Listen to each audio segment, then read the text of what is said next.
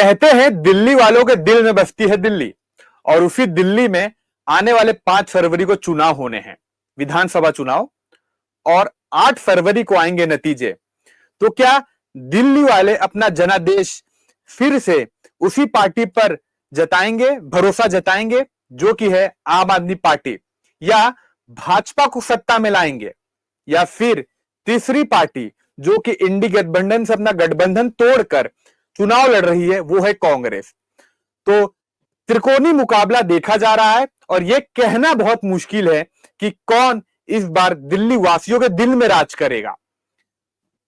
इसी सब सवालों का हमारे साथ आज जवाब देने के लिए हमारे साथ मौजूद हैं दिल्ली से वरिष्ठ पत्रकार नरेश वत्स जी, जो कि दिल्ली का अच्छा खासा ज्ञान रखते हैं, दिल्ली की राजनीति का ज्ञान रखते हैं, और वो हमें बताएंगे कि दिल्ली में विधानसभा चुनाव कैसे होने हैं और कौन इस बार सत्ता में आ सकता है। नरेश जी, आपका हिंदुस्तान पोस्ट के द सोशल चर्चा में बहुत बहुत स्वागत है। बहुत बहुत धन्यवाद अमन जी। शुरू करते हैं नरेश जी। तो पहला प्रश्न मेरा आपसे यही होगा कि दिल्ली में ठंड के साथ राजनीतिक माहौल क्या है? देखिए अमन जी, सबसे पहले तो दिल्ली में जो ठंड है वो कड़ाके की पड़ रही है, लेकिन जी जो राजनीतिक तापमान है वो बढ़ता जा रहा है, क्योंकि आज जी पूरा दिन नामांकन पत्र दाखिल करने का है। बीजेपी के सभी दिग्गजों ने, हाँ 15 दिग्गजों ने अपना नामांकन पत्र दाखिल किया है, और जो केंद्रीय मंत्री हैं मनोहर लाल खट्टर, शहरी आवास मंत्री, वो विजेंद्र गुप्ता के नामांकन पत्र में थे। परवेश वर्मा ने भी अपना नामांकन पत्र दाखिल कर दिया है। साथ ही जी अरविंद केजरीवाल ने भी दाखिल किया है। और जो तापमान है वो इस बार दिलचस्प इसलिए होता जा रहा है क्योंकि त्रिकोणीय मुकाबला हो रहा है। कांग्रेस, भाजपा और आम आदमी के बीच जो है वो कड़ा मुकाबला जी हो रहा है। आप जानकारी के लिए बता दूं, वैसे तो आपको पता ही होगा, 2020 में आम आदमी पार्टी ने 70 सीटों में से 67 यानी 67 सीटें जीती थी। वहीं भाजपा ने 3 सीटें जीती थी, और कांग्रेस ने 0। क्या इस बार भी ऐसा देखा जा सकता है कांग्रेस 0 पर रह जाएगी और भाजपा बढ़ सकती है? क्योंकि भाजपा ने अभी हाल फिलहाल में जम्मू कश्मीर विधानसभा चुनाव हुए, वहां अच्छा खासा मार्जिन से सीटें पाई हैं। भले राज्य ने सत्ता हासिल नहीं कर पाई, लेकिन सीटें बढ़ी हैं। तो क्या इस बार के चुनाव में भाजपा की सीटें बढ़ेगी देखिए या सत्ता में राज करेगी? देखिए एक सबसे बड़ा सवाल ये है, अगर हम बात कांग्रेस की बात करें, क्योंकि कांग्रेस दिल्ली में अपने बिल्कुल निचले पायदान पर पहुंच चुकी है, लेकिन देर आए दुरुस्त आए। कम से जी कम कांग्रेस ने इस बार लड़ने का जो मन बनाया है, और खासकर संदीप दीक्षित पूर्व सांसद और शीला दीक्षित के बेटे जिस तरह से वो चुनाव लड़ रहे हैं, जिस तरह से वो आक्रामक हमले जी अरविंद केजरीवाल पर लगातार कर रहे हैं, कि वो एक तरह से उनको पाखंडी तक उनको कहा है, और जी उनकी राजनीति पर सवाल हुए हैं, और अब पूरी जो कांग्रेस है वो अरविंद केजरीवाल पर हमला बोल रही है। दूसरा, भाजपा के लिए भी एक बहुत बड़ी चुनौती ये चुनाव है, और खासकर प्रधानमंत्री नरेंद्र मोदी के लिए, क्योंकि दिल्ली का जो मिजाज रहा है वो लोकसभा चुनाव में 7 सीटें जो है वो भाजपा के पाले में देती है, और जो जी विधानसभा का चुनाव है वो अरविंद केजरीवाल जीते हैं। लेकिन इस बार भाजपा ने एक आक्रामक जो रणनीति है उस पर तैयार किया है, क्योंकि भाजपा ने जो केजरीवाल के जो वीक पॉइंट्स हैं, जहां से उसका जो उनकी राजनीति है, वो जे जी क्लस्टर को लेकर भी भाजपा के तमाम बड़े नेताओं ने वहां पर प्रवास किया है, वहां पर रहे हैं, वहां की समस्याओं को। और गृह मंत्री अमित शाह ने एक सम्मेलन किया था, और सीधा चुनौती जो था वो अरविंद केजरीवाल को दी थी। और जैसा कि आप जानते हैं, प्रधानमंत्री नरेंद्र मोदी ने आम आदमी पार्टी को, अरविंद केजरीवाल को आपदा कहा था। ये जो आपदा है, इसको कांग्रेस और भाजपा जो है वो दोनों ही लगातार कोशिश कर रहे हैं कि जब तक इस आपदा को नहीं हटाएंगे तो ये पूरी रणनीति वहां पर हो रही है, लेकिन ये दिल्ली की जनता ही तय करेगी कि वो किस तरफ बैठती है। जी, नरेश जी, पूछना चाहूंगा कि इंडी गठबंधन जो कि कहीं ना कहीं टूटते हुए दिख रहा है और बिखर चुका है, अखिलेश यादव सपा के मुखिया कहते हैं कि मैं अरविंद केजरीवाल को समर्थन दूंगा। शिवसेना यूबीटी के संजय राउत कहते हैं हमारा समर्थन आम आदमी पार्टी को है, और टीएमसी की ममता बनर्जी कहती हैं मैं भी समर्थन दे रही हूं अरविंद केजरीवाल को। जब इंडी के कुछ कुछ जो पार्टियां हैं वो अरविंद केजरीवाल के साथ हैं, समर्थन दे रही हैं, तो कांग्रेस के लिए मुश्किलें पैदा हो सकती हैं क्या?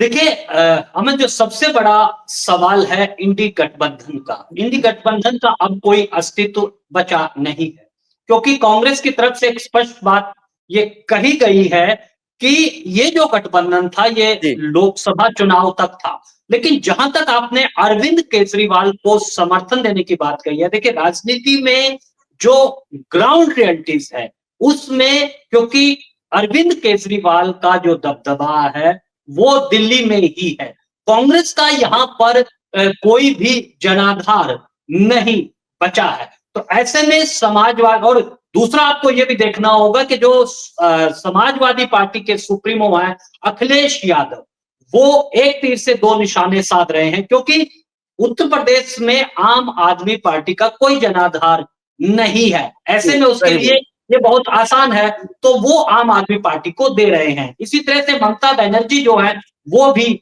जो समर्थन है वो दे रहे हैं। और आपने महाराष्ट्र की राजनीति में देखा है कि जो उद्धव ठाकरे हैं वो अपने अकेले दम पर चुनाव लड़ रहे हैं, स्थानीय जो निकाय के चुनाव हैं। जी, और इसी तरह से जो वहां पर अजीत दादा हैं वो भी कह रहे हैं कि अलग अलग, तो यानी कि राजनीति में ये जो चुनाव हैं और सभी राजनीतिक दल जो इंडी गठबंधन के हैं जो पूरी तरह से बिखर गया है, वो अपने आप में नई ताकत हासिल करने के लिए यानी कि जनता के बीच जा रहे हैं। वो देखना चाहते हैं कि आखिर जो लोकसभा चुनाव में उनको पराजय मिली है उसके बाद वो कहां जी, खड़े हैं, इसलिए अकेले अकेले अपनी हैसियत को वो नापना चाहते हैं। जी। दिल्ली की नई दिल्ली जो सीट है हॉट सीट कहलाती है। इसी सीट से अरविंद केजरीवाल 2 बार जीत चुके हैं और फिर इसी सीट से आज उन्होंने अपना नामांकन भरा है।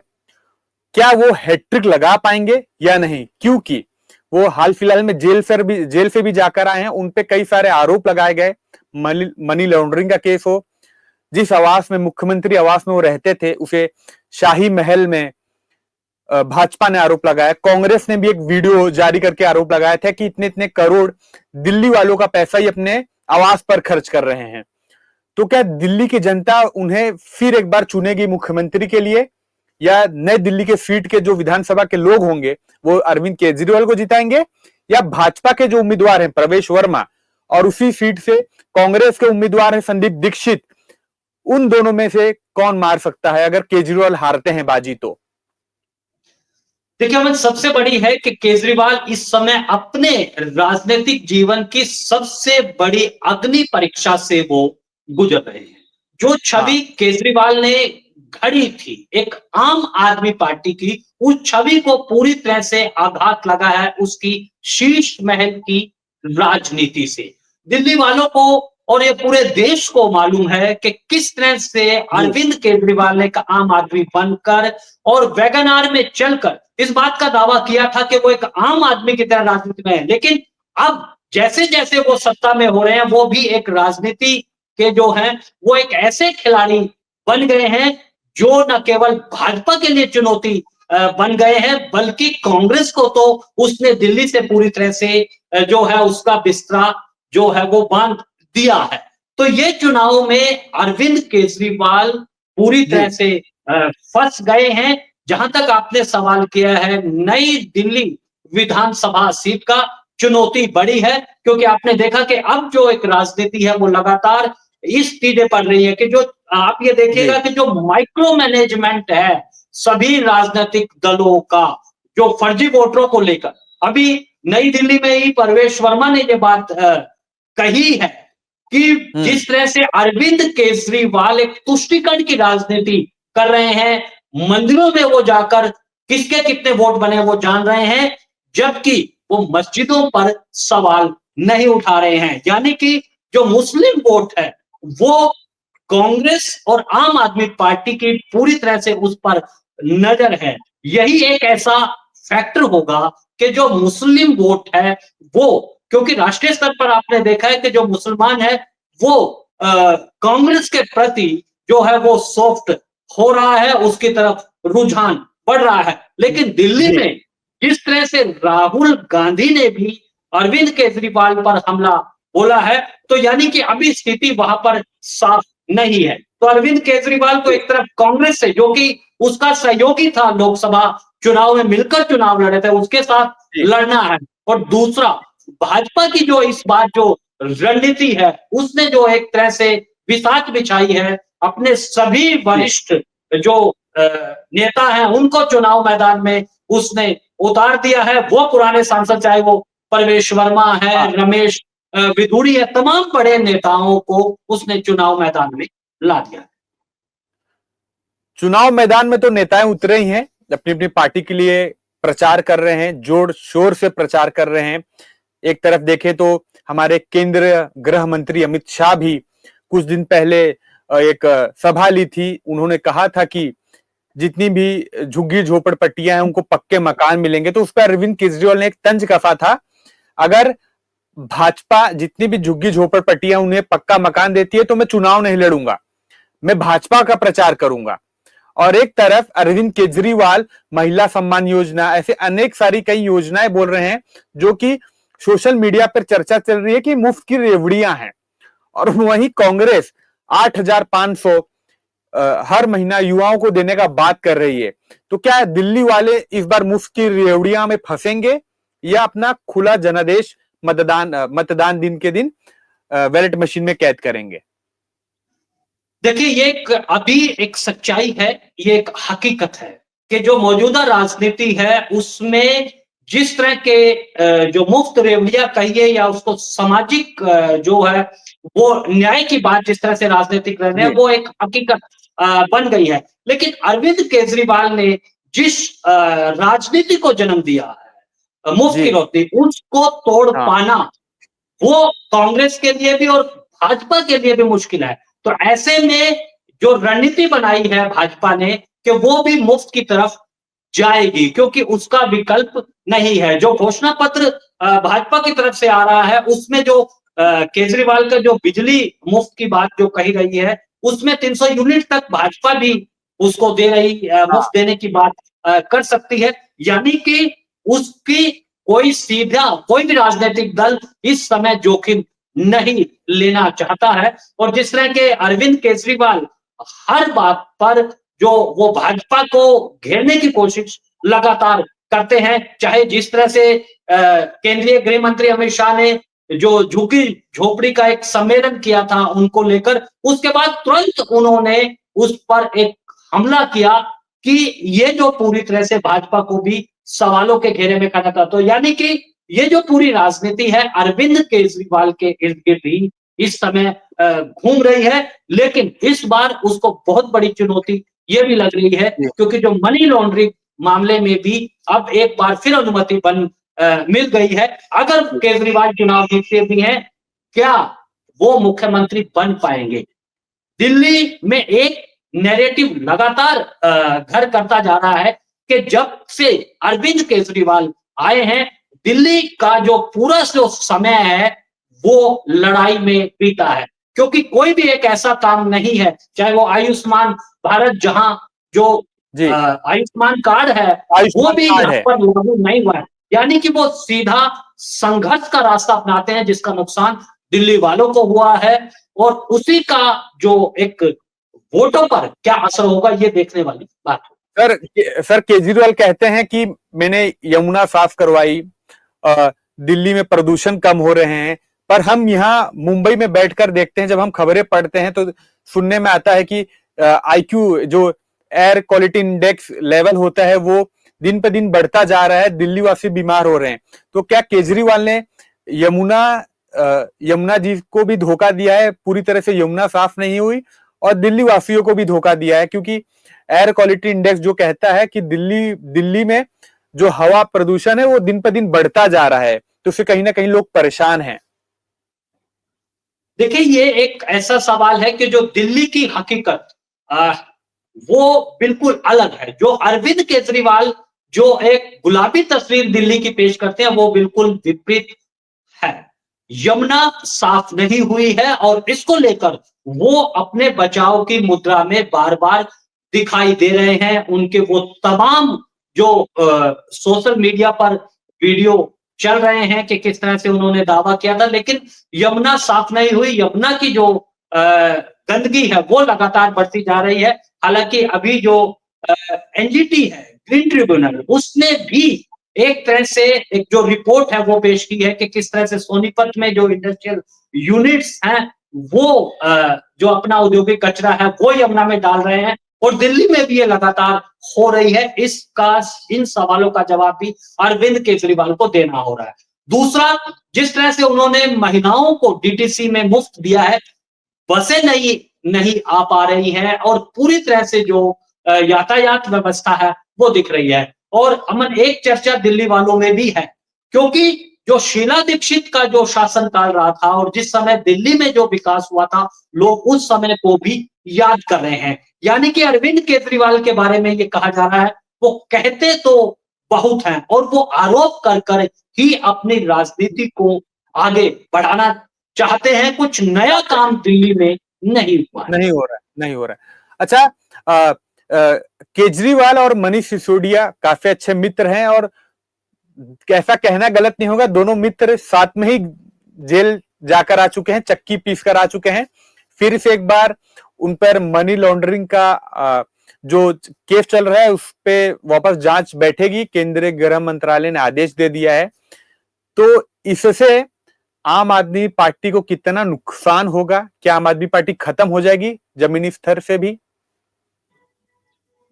देखिए, जो चाहे वो अरविंद केजरीवाल हैं, मनीष सिसोदिया हैं, ये सभी जो संजय सिंह, ये सभी जमानत पर हैं। ये मामला पूरी तरह से भी जो खारिज नहीं हुआ है।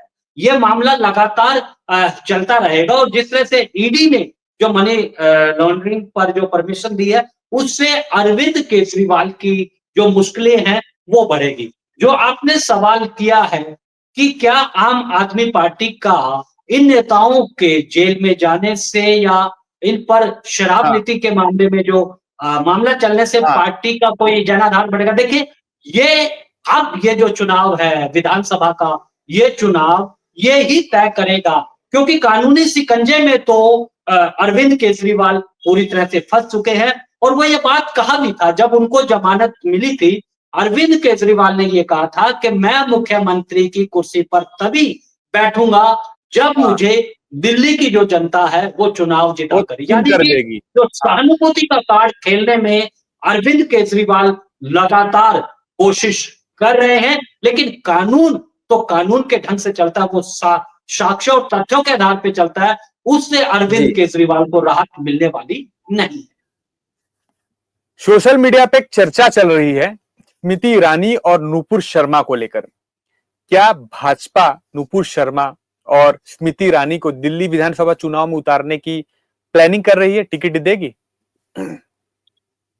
देखिए, अभी तक जो जिस तरह से भाजपा की पूरी रणनीति रही है, वो दिल्ली में अभी तक किसी को भी मुख्यमंत्री का चेहरा घोषित नहीं किया है और जो स्मृति ईरानी है, उनकी चर्चा है कि वो चुनाव लड़ सकते, क्योंकि स्मृति ईरानी दिल्ली की रहने वाली हैं, चांदनी चौक लोकसभा क्षेत्र से चुनाव लड़ चुकी हैं और अ, उनकी कहीं न कहीं से जो दिल्ली में जो एक पूरा जो भाजपा का एक वर्ग है, वो उनको चाहता है कि वो मुख्यमंत्री के रूप में आए।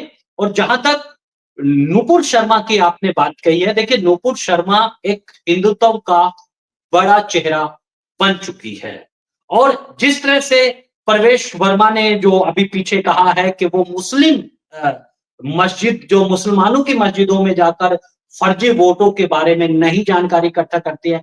अगर भाजपा इस पूरे चुनाव में आक्रामक हिंदुत्व कार्ड खेलेगी तो नूपुर शर्मा का आना तय है, क्योंकि नूपुर शर्मा एक आइकॉन बन चुकी है। लेकिन वो किस तरह का क्या भाजपा इस पर मंथन अभी चल रहा है कि उनको चुनाव मैदान में लाया जाए या नहीं, यानी कि नफा या नुकसान क्या हो सकता है, क्योंकि भाजपा इस बार कोई भी मौका जो है वो छोड़ना नहीं चाहती जी है।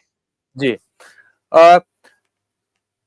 आम आदमी पार्टी ने यानी अरविंद केजरीवाल ने खुद को तो अपना सीएम चेहरा बताकर चुनाव लड़ रहे हैं और लोगों के बीच जा रहे हैं और कह रहे हैं कि अगर मैं जीत कर आता हूं तो सीएम मैं ही बनूंगा, मुख्यमंत्री मैं ही बनूंगा। वहीं भाजपा और कांग्रेस ने अभी तक सीएम फेस का ऐलान नहीं किया है। तो भाजपा की ओर से क्या प्रवेश वर्मा को सीएम चेहरे का ऐलान किया जा सकता है, या जब भाजपा जीत कर आती है तो क्या प्रवेश वर्मा मुख्यमंत्री होंगे दिल्ली के? देखिए, ये एक ऐसा सवाल है और भाजपा का जो शीर्ष नेतृत्व है, वो उसकी क्या रणनीति रहेगी, वो किसको मुख्यमंत्री बनाएगी, ये कहना बड़ा ही कठिन है। लेकिन परवेश वर्मा के बारे में जो सबसे जो बड़ी बात कही जा रही है, वो एक साहब सिंह वर्मा, जो जाटों के एक बड़े नेता, दिल्ली के मुख्यमंत्री रहे हैं, एक साफ छवि के और जनाधार वाले नेता रहे हैं, जी उनके बेटे हैं, सांसद रहे हैं और उनका एक अनुभव है, इसलिए उनका नाम आ रहा है। लेकिन दूसरी तरफ रमेश विधुरी भी जो है वो, उनका भी नाम जो है वो बड़े जी नेताओं में शुमार है। लेकिन आपको ये देखना होगा कि परवेश वर्मा ने जिस तरह के बयान दिए थे, रमेश विधुरी ने जिस तरह के बयान दिए थे, वो जो शीर्ष नेतृत्व अभी तक जो निर्णय जी लेती रही है, उसको देखते हुए कहा कि ये मुख्यमंत्री के दावेदार नहीं हो सकते हैं, क्योंकि भाजपा ठीक है। एक ऐसे चेहरे को, जिस पर कोई भी दाग हो, नहीं हो और जो जाना जी पहचाना नहीं हो, यानी कि जो जैसा जनाधार खेल रखता हाँ, हो, जैसा खेल लोगों में भाजपा ने राजस्थान में खेला था भजनलाल शर्मा को लाकर, वैसा ही कुछ खेल दिल्ली में खेल सकती है, ऐसा कहना अगर गलत नहीं होगा मेरा तो। जी, जी, जी। जी। अच्छा, एक आखिरी प्रश्न। कांग्रेस अपनी 70 की 70 सीटों पर, दिल्ली के 70 की 70 सीटों पर उम्मीदवार उतारने वाली है। आम आदमी पार्टी ने उतार दिया और भाजपा के भी कुछ ही सीट बचे हैं उम्मीदवार उतारने के लिए। ऐसा सोशल मीडिया पे चर्चा है, क्या कांग्रेस भाजपा का वोट काटेगी? क्योंकि कांग्रेस के भी कुछ हिंदुत्व आज भी फॉलोअर्स हैं जो कांग्रेस के प्रति अपना दिल नरम कर लेते हैं, उन्हें राहुल गांधी के प्रति और वोट देते हैं, या आम आदमी पार्टी का वोट काटेगी? इस पे कहीं ना कहीं पेचे फंसते दिख रही हैं। कांग्रेस किसका वोट काटेगी आखिर में?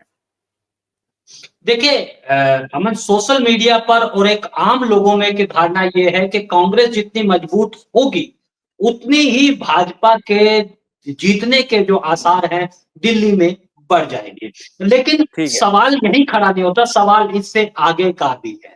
देखिए, इंडी गठबंधन के, चाहे वो कांग्रेस है, चाहे वो आम आदमी पार्टी है, पहला सवाल है कि जो भाजपा का एक वोट बैंक है, वो पूरी तरह से एकजुट है। वो उसका 30% से जो अधिक वोट बैंक, जो उसका वोट प्रतिशत है, वो भाजपा का तय है। लेकिन असल सवाल ये है कि जो जे कॉलोनी में जो मतदाता है, जो कि वो कांग्रेस का पहले परंपरागत वोट माना जाता था, क्योंकि जी कांग्रेस ने जब डिलिमिटेशन कराया था, परिसीमन कराया था, वही कांग्रेस जी के लिए आफत बन चुका था, क्योंकि जो वोट जी आज अरविंद केजरीवाल के साथ खड़ा है, वो पहले कांग्रेस के साथ था। जी क्या जी कांग्रेस अपने पुराने वोट में सेंध लगा पाएगी? अगर उसने कुछ भी हिस्सा अपने पक्ष में किया, तो इसका सीधा नुकसान आम आदमी पार्टी को जी होगा। नरेश जी, बहुत बहुत शुक्रिया। आपने हमारे हिंदुस्तान पोस्ट के परिवार, हमारे दर्शकों के साथ दिल्ली विधानसभा चुनाव पे इतनी अच्छी जानकारी दी। हम आने वाले समय में और सारे ऐसे इंटरव्यूज करेंगे, आपके साथ दिल्ली के बारे में जानकारी लेंगे। अब 5 फरवरी को ही जब दिल्ली वासी अपना मत डालेंगे और उसी की तस्वीर 8 फरवरी को ही साफ होगी कि अगले 5 वर्ष के लिए दिल्ली के दिल में कौन राज करने वाला है। क्या फिर अरविंद केजरीवाल मुख्यमंत्री होंगे, या कांग्रेस उभरेगी, या भाजपा सत्ता में आएगी, क्योंकि सत्ता से जो कई सालों से वो दूर है, सत्ता में आएगी, राज करेगी। ये सब कई सवाल हैं जो दिल्ली वासियों के मन में होंगे, जो 8 फरवरी को क्लियर होंगे कि दिल्ली में अब किसका राज होगा अगले 5 वर्षों के लिए। नरेश जी, बहुत बहुत शुक्रिया आपका हमारे साथ जुड़ने के लिए और जानकारी देने के लिए। अगर आपको यह वीडियो अच्छी लगी हो तो सब्सक्राइब करें हमारे चैनल को और कमेंट करके बताएं दिल्ली के बारे में, दिल्ली विधानसभा चुनाव के बारे में आप क्या सोचते हैं। और ऐसे ही किसी नए गेस्ट के साथ फिर हम आपके साथ मिलेंगे हिंदुस्तान पोस्ट के इस न्यूज चैनल पर। धन्यवाद।